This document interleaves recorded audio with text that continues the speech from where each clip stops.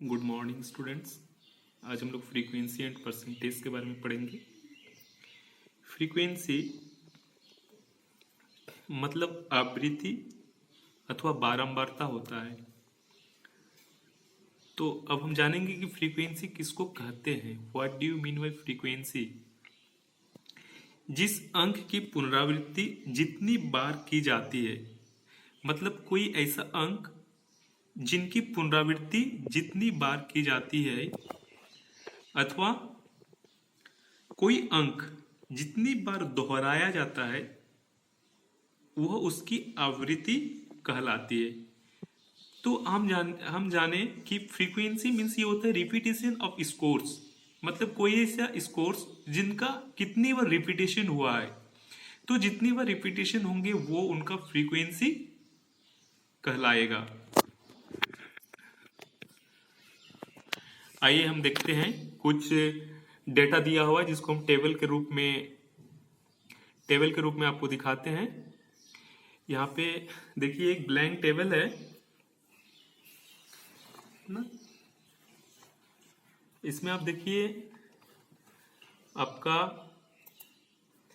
That means ये already कुछ scores दिए हुए हैं जिसको हम यहाँ पे इस टेबल्स में स्कोर्स एंड फ्रीक्वेंसी के रूप में आपको दिखाते हैं। तो पहला स्कोर्स जो है वो है 13, फिर आपका 15, फिर 19,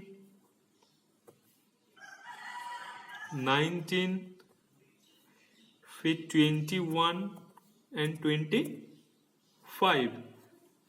ये आपके स्कोर्स है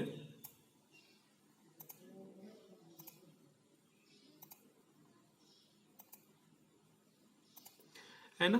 तो आपने देखा कि आपका जो स्कोर्स है ये कितना है, 13, फिर 15, 19, 21, 25, ये आपके स्कोर्स दिए हुए हैं। और ये स्कोर्स कितने बार रिपीटेशन हुए हैं, यहां पे देखिए जो 13 है ये 5 टाइम्स ये रिपीटेशन हुआ है, फिर ये 10 टाइम्स रिपीटेशन हुआ है 15, फिर 19 जो है ये 15 टाइम रिपीटेशन हुआ है, 21 12 टाइम रिपीटेशन हुआ है, और 25 जो है 8 टाइम्स रिपीटेशन हुआ है।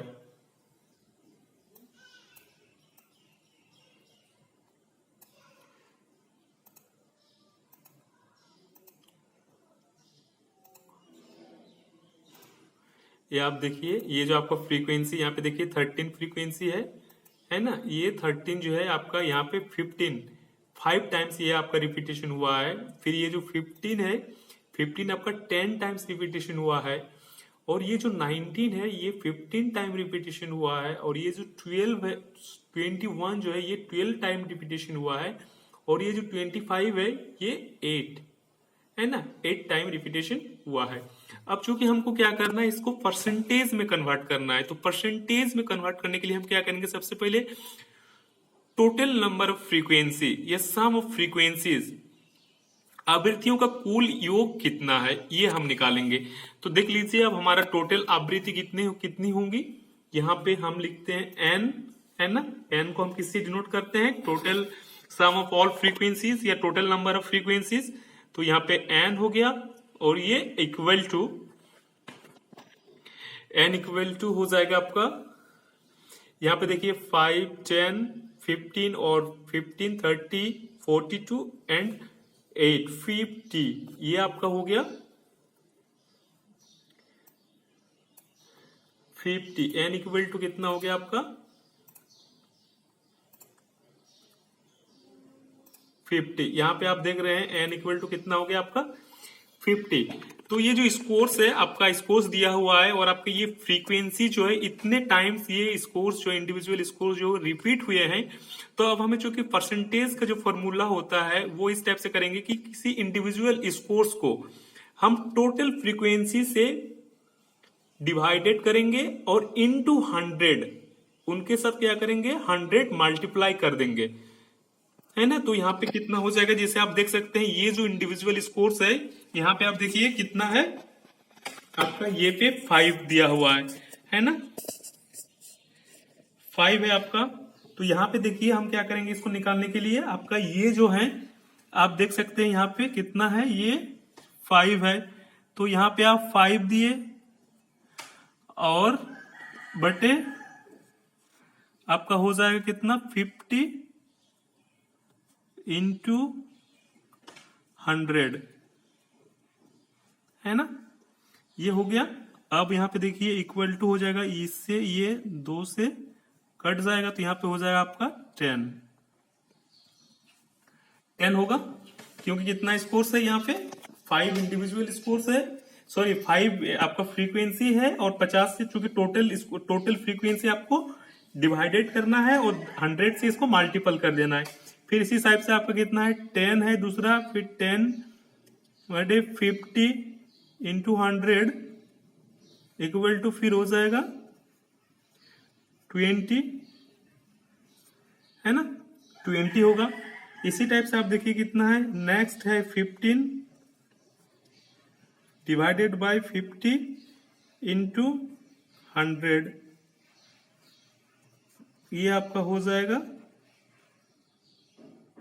30 है ना। अब आप देखिए यहाँ पे कितना है 12 50 इंटू 100, तो ये आपका हो जाएगा 24 और आपका ये है 8 बट्टे 50 इंटू 100, यानी ये आपका हो गया आपका 16 है ना।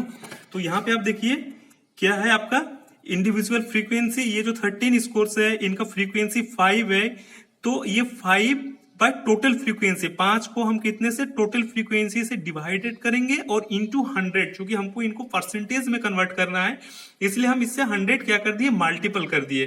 तो ये पहला जो फ्रीक्वेंसी 5 है इसका परसेंटेज 10 हो गया, दूसरा जो फ्रीक्वेंसी 10 है ये इसका इनका जो परसेंटेज हो गया 20 हो गया, और फिर 15 का 30, फिर 12 का 24 और 8 का 16। अब हम इसको डायग्राम में फुट करते हैं, यहाँ पे आप देख सकते हैं ये जो है, तो इनका आपका जो परसेंटेज है ये कितना आया 10 है ना, फिर इनका 20, फिर ये 30, फिर ये 24 और फिर ये 16 है ना। तो आप यहाँ पे ये देख सकते हैं। तो इस टाइप से मान लीजिए कि ये ऑलरेडी इस टाइप के आपके स्कोर्स दिए हुए रहेंगे, इस कोर्स का आपको क्या करना है फ्रीक्वेंसी में, यहाँ पे फिर मैंने कहा था आपको थ्योरी में कि ये जो फ्रीक्वेंसी है इसको हम किससे डिनोट करते हैं स्मॉल एफ से। तो आप यहाँ पे ऐसे कर सकते हो है ना, इसको आप स्मॉल एफ से या कैपिटल एफ से भी आप इसको डिनोट कर सकते हो। तो जब भी इस टाइप से आपको क्या करना है, आपको जब परसेंटेज निकालना है तो सबसे पहले आप स्कोर्स का इस टाइप से एक टेबल बनाओगे, पहले आप स्कोर्स को लिख लोगे, फिर स्कोर्स को लिखने के बाद आप ये देखोगे कि कौन सा स्कोर्स कितना पर रिपीटेशन हुआ है, जितने पर रिपीटेशन हुआ होगा वो उनका क्या कहलाएगा फ्रीक्वेंसी कहलाएगा।